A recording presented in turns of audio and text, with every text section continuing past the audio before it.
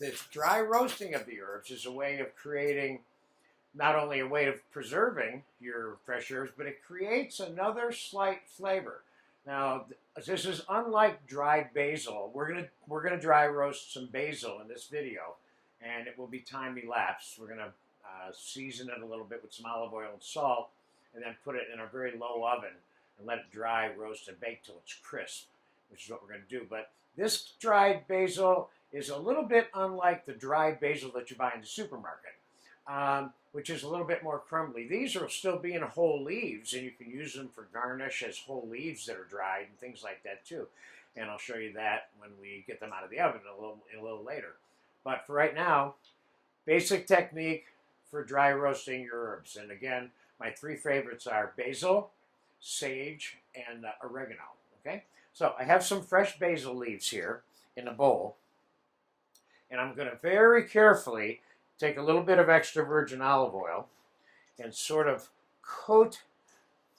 Now you don't want to do too much. I'll even put it on the side of the bowl instead of directly on the leaves a little bit. And that, I have enough on there right now, which isn't very much. I got a half a teaspoon of olive oil on this basil here. I got about, I don't know, a small little bunch of basil here. Then I'm going to take a little bit of kosher salt and put it on there. Not much. Then I'm going to set it and spread it out on a sheet pan, cookie sheet. You can put them on a flat saute pan if you want. And it's okay if they're overlapping a little bit. It's not going to make that big of a difference. Then I'm going to pop this in like a 225, 250 degree oven right now. And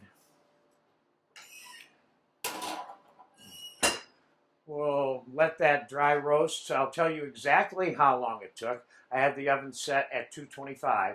It'll probably be about a half an hour. So I'll be back in a flash in about a half an hour. We'll take them out of the oven and we'll take it from there. The dried roasted basil has been in the oven for about 30 minutes now. I just looked at it. It's ready to come out.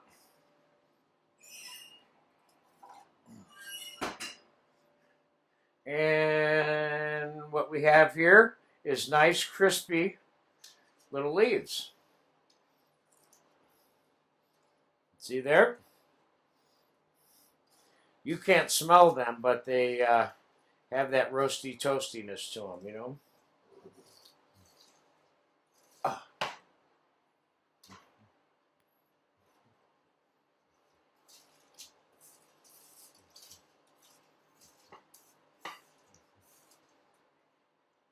So, what do you do with these? Now, you can put them in an airtight container, seal them up, and keep them in your kitchen and use them whenever you want for the next few months, which is great. You have, I don't know if roasted is the right word, but I'd say dry roasted fresh basil. Now, if you just went and ate this, it's crispy, and you can do that. You can also take some of your basil, like this, and you can just crumble it up, see? Now you've got your own fresh, dry, roasted basil. This has a flavor that is unique only to doing it the way I just showed you. Not a big deal, but add this to your repertoire. And in this pasta class, I'll show you a couple places to use this, okay? So there you have it, how to dry roast your own fresh herbs for longer term storage in a slightly different flavor.